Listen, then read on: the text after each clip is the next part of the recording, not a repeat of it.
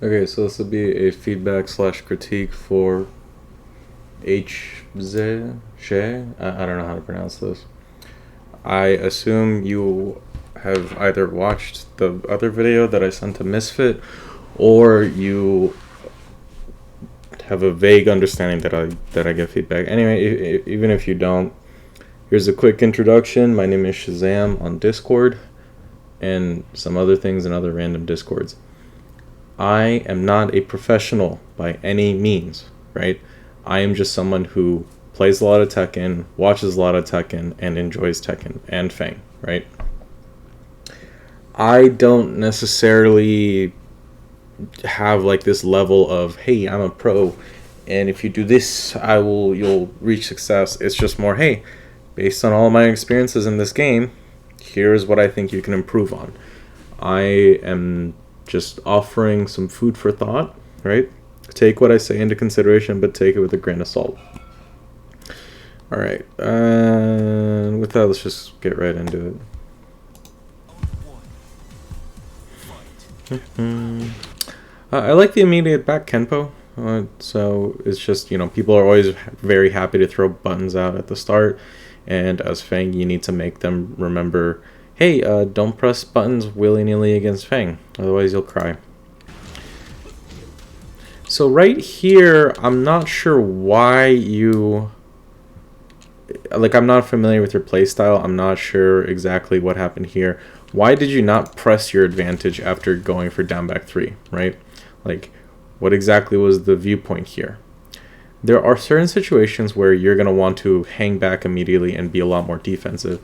But there's also situations where you have to go, I can press my advantage because my opponent is unable to deal with my offensive pressure, right? And I think here you have to go, oh, I can just keep pressing buttons on this guy. He doesn't know how to handle down back 3, so I'm going to keep pressing down back 3, right? Also, so like right here, just quick tangent. I think you can use other options that hit grounded, either stomp. I think down 2 hits grounded.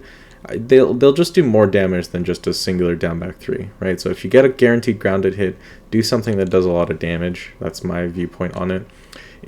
Especially when you're this close to him, right? Like you're so close. You don't even need to dash in for this down back 3, right? You didn't even need to do that. If you were at farther ranges and you need to approach in a little bit, sure, then go for down back 3. But I think there are better ground hitting options that you have that can chunk in for a little bit more damage than down back 3. But back to this interaction. So you hit the down back 3 and then you have to dash in, but he's recovered, but you kind of hang back because I guess you're afraid of him throwing out a button. But it's like, what is he going to throw out? Electric? Jabs? He's not going to immediately throw out down forward 1. You haven't seen that yet. He's going to hang back a little bit, or he's scared about pressing buttons because he tried to press a button at the round start. What did he even press?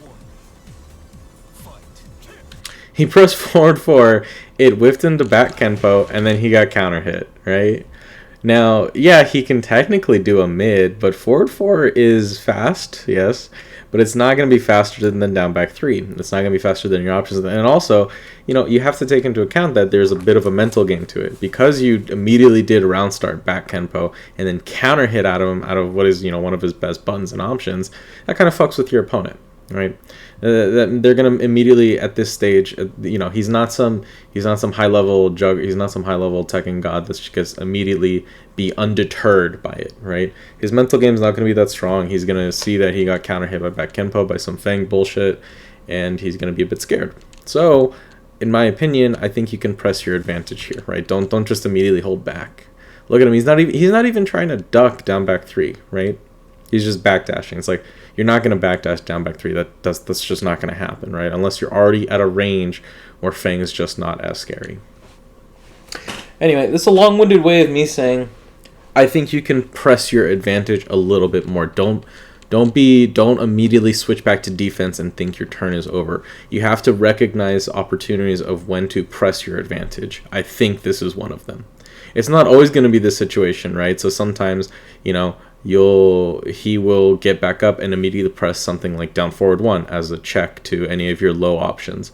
So, that point, yeah, you want to block a little bit, maybe backdash, but again, context matters, right? What is the likelihood of him immediately getting up and doing down forward 1 to make sure you don't do any fucky low, right? I don't think that's very likely. It's not, in the grand scheme of things, it's not a huge deal. It's just more like a, hey, think about this interaction in future situations like this, because you have to make a quick decision, right? Can I press my advantage here and overwhelm him a little bit more, or do I really need to hang back? Right. Why are you pressing down forward 1 immediately after blocking electric, right? So what exactly is the reasoning there? Your down forward 1 has shitty range, shitty tracking, right? It's for when you're up close to your opponent, not when they do a move with pushback that leaves them at +5, right? If he chose to do a move that was anything 18 frames or faster, and I think forward 4 is 18 frames, right? You're gonna get counter hit if you're gonna immediately challenge like that. Maybe you meant to do instant while standing 1, but I'm not sure. But just reconsider, always remember the context of the situation. You just blocked an electric from Jin. Why are you immediately pressing a button? Like, what is your goal here? Are you trying to keep him out? If you're trying to keep him out, why not press something like 1-2, right? Because 1-2 will still likely reach here. And if he tries to advance forward with a move like even forward 4, right? The typical, the skedaddle, I control the neutral button from Jin, he will run into your jab, even at this frame advantage that he has. He's not really able to capitalize off of this. But if you do something like down forward 1, because of the range and the speed, you're most likely either at worst going to get counter hit, or at best, you whiff down forward 1 and he just hits you. So be a little bit more careful when you block something like this and try to have a game plan in mind, right? Okay, I just blocked electric from Jin. Quickly run through the options. What does this Jin in particular like to do? If you don't know, then just hold back and see what he does with the plus frames that he gets. It's not in most situations, Jin can't really use the plus frames from his electric very well, but that doesn't stop people from acting like monkeys online, right? They're gonna go, ooh, I'm gonna throw a bunch of shit at the screen and hope something works, right? They're just gonna fling shit at you, right? So you have to, if you know what the Jin likes to do something that beats it. If you don't know what the Jin likes to do, hang back a little bit and gain some information on your opponent. Just pressing down 4-1 immediately, I don't think it's your best option. Not with the information on hand, but hindsight's 20/20. Again, it's something to point out about the interaction and keep in mind for the future.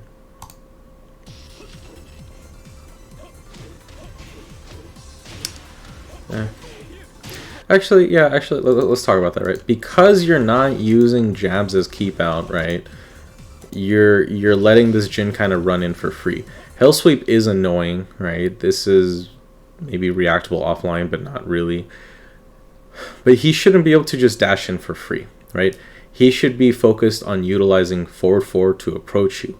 If he's wave dashing in front of you, it's because you're not discouraging him from using that tool, right? Again, it's tough to really say because nothing in Tekken is set in stone. There's not really an option of do this to counteract this and then not worry about anything else. Every option you take has its own like risk reward associated with it.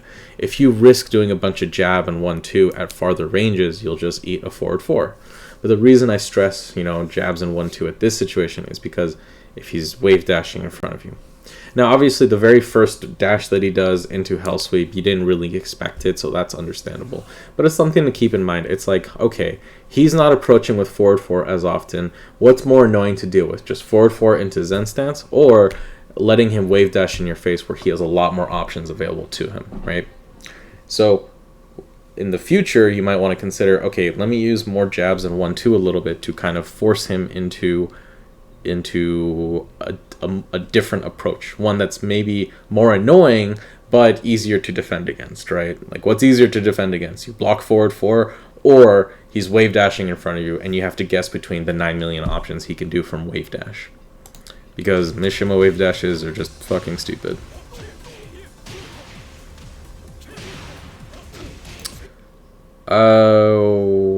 Because your inputs aren't on, I don't understand what he hit you out of.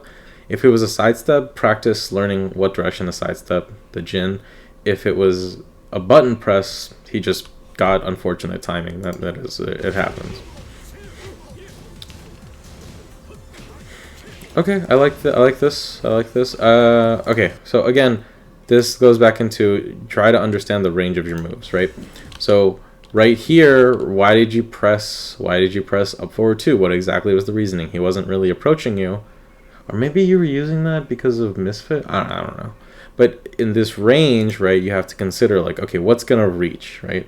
More likely that Corsical forward 1 is going to reach here. Down back 3 is especially going to reach here. Corsical forward 1 will reach, but maybe it's a little too slow. Down back 3 will especially reach, and you just do down back 3 into wall standing 1 into whatever option, right?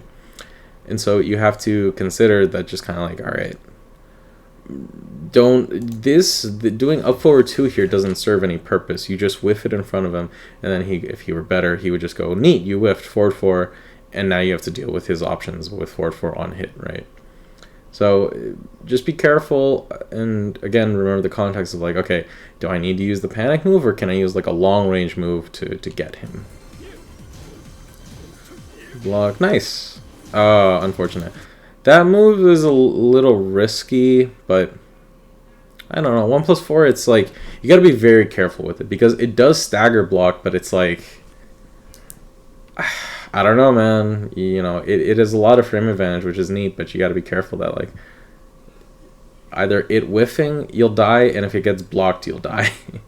So just be careful. That's fine. Okay, so right here...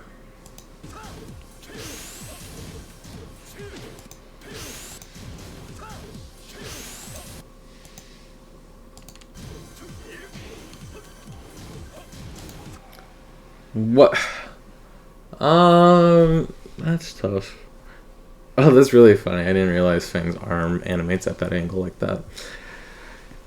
Yeah, that's tough. Really, it's like a situation of, I mean, it's not the worst thing to do in this situation. I just don't feel like you needed it because he's not really mashing, right? He just waits for you to press a button. After that, right, like, okay, so after that move gets blocked, he's probably like, what, minus 2, minus 3, maybe minus 1. And in that situation, it's like, I think you should immediately do a low again, right? This is where we have to take into context the opponent that you're facing. These lows that you do, I wouldn't necessarily recommend it against most situations. The reason I'm recommending it against this opponent in particular is because Death Ryuja over here has not shown any hop kits, has not shown any low blocks, has not shown any low parries. He just hasn't shown that he is like able to handle dealing with Feng's lows, right? So he's not, and he's also not really mashing. He's doing a lot of strings. But he's not like, oh, I'm in minus frames, let me mash my way out, right? Him doing strings and then realizing like, oh, you're not blocking it, I can continue pressing, versus him doing the other string and then immediately mashing. Like, he's not doing string mash, string mash, string mash. He's doing string, wait a little bit, hit, string, pause, hit, right? It's just not a timing where back one's gonna work out, right? Especially if he does stuff into like string into down 4, because down 4 will high crush back 1. So you have to just kind of go, okay, well, let me instead, you know, just try to disrupt a little bit more. Maybe you want to jab after blocking his strings. Maybe not one of the kicks, I'm pretty sure is plus. I don't think the homing kick is plus on block, right? I don't think that string is plus on block. If he does the mid kick where he just kind of puts his foot down, right, that doesn't track and it's not homing, that's different. That is plus. But if he does like the homing kick, like that move right there, that's not. If you just hang back a little bit and then plus, you can then go back to disrupting him.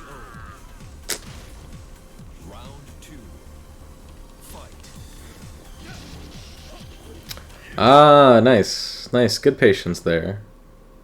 Yeah, so maybe the play was to wait and then you. So yeah, that's fine.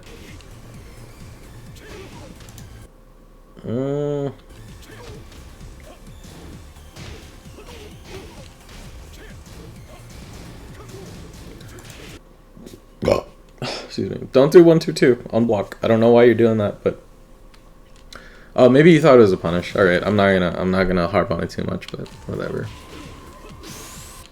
Okay, you did try to down back 3, which is fine. Did 1-2-2. Cool.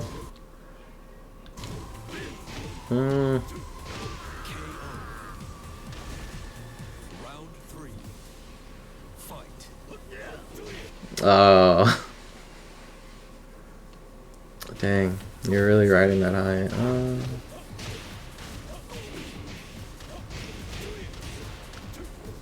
Good tech roll.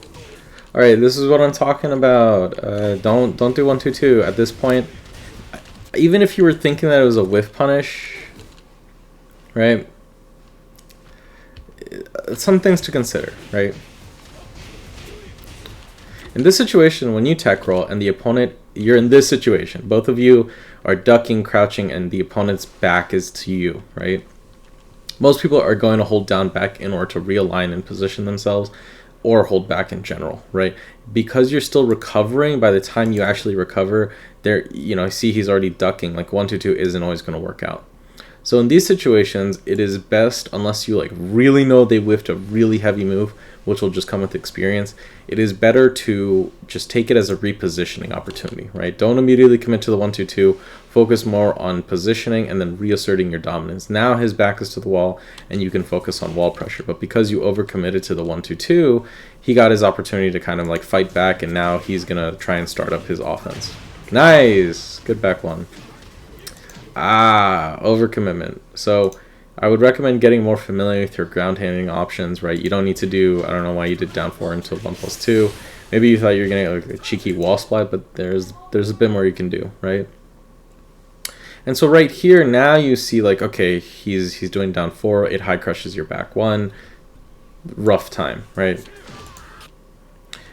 All right, and that's also the game. So it's tough. It felt like a lot of you weren't used to the Jin pressure from strings, and so you were not sure when to kind of press and kind of go, all right, let me disrespect you here, right?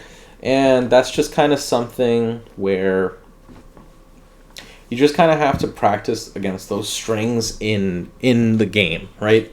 You don't necessarily need to know like, oh, you sidestep this string here, and then you do this here, and you do that here, right? You don't need to know like the full context of and weaknesses of those strings, but what you do need to know is more like, oh, his string, I blocked it, and now he's left at this sort of minus frame situation, and I can use that. I can use this tool, and because of the speed of this tool, I'm confident it will completely like mess up whatever he goes for, right? And that's where I'm at, where I think you just need a bit more experience knowing what to do on block against the flurry of strings he's going for. The next layer would be where right here, right?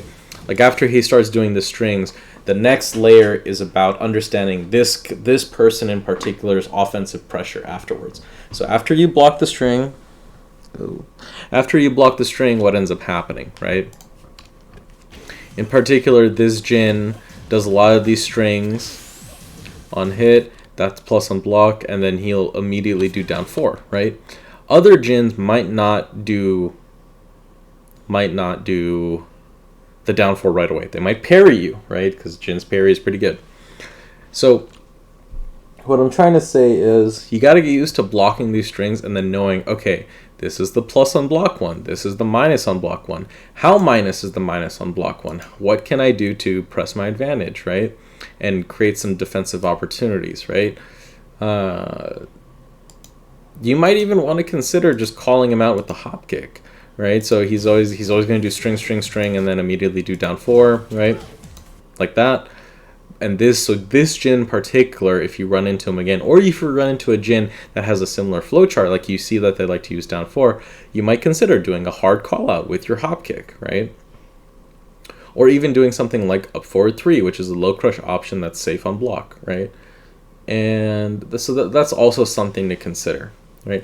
But the start should be, like the overarching theme of the issues here are your matchup knowledge, right? You're just blocking a lot of these strings and you don't know when to challenge or how to challenge. So you need to become more familiar in just blocking all these strings and then knowing what you can do, right? So like right here, if he immediately like at immediate timing, he presses down 4, you think they're going to press another string, so you go 1+2, right? And then your Sabaki will absorb his jab and then launch him.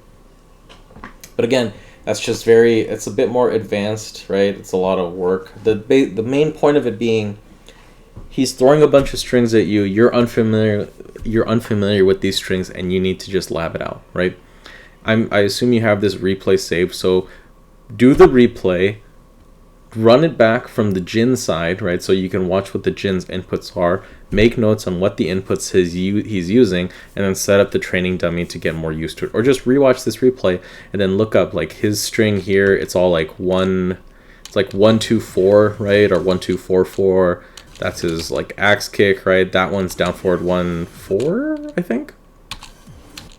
So just look at a move, see what he's doing, go back into frame data and training, see like, okay, here's what this move leaves me at. What are some possible options that I can do, right?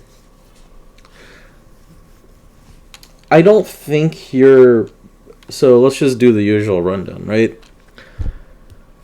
Neutral, combo / Oki, punishment / matchup knowledge, personal opinion stuff. Neutral.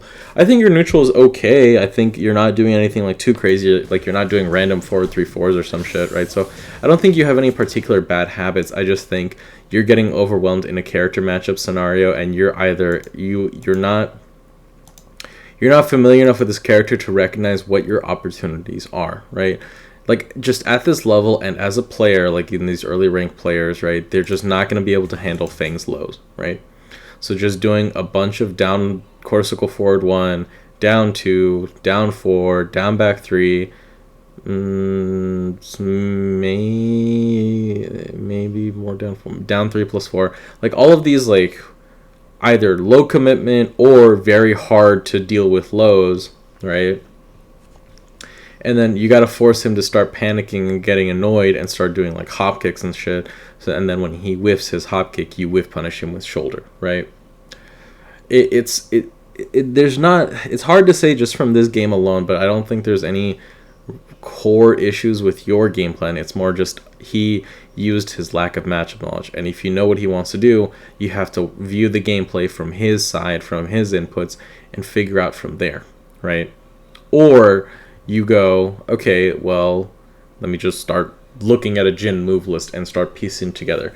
You almost have to, learn Jin a little bit, right? You don't have to master the character. He's not like a full-on lab character like, say, Huao, Ho, or Ling, or Lei, or Eddie, right?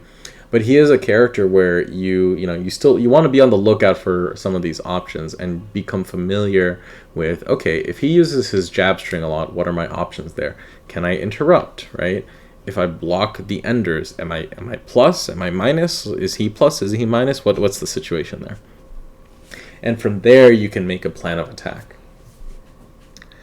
Punishment / matchup knowledge, or combo / punishment / matchup knowledge.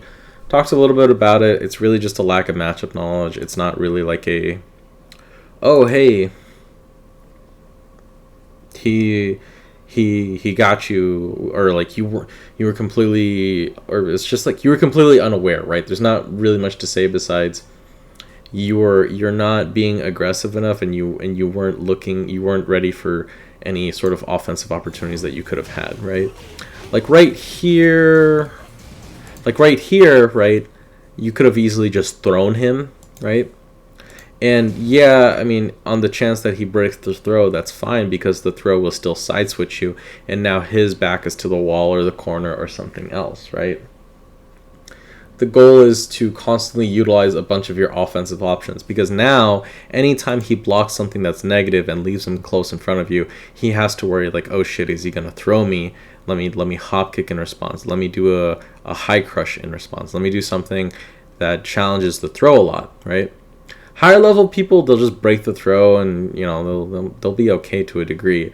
But the intermediate, like slightly above beginner but not quite fully intermediate people, they're not going to know what to do against like simple offense or just throwing them, right? They're more than likely going to get flustered and start throwing you back right away, and then you just go, okay, cool, I'm just going to duck and launch you for this, right?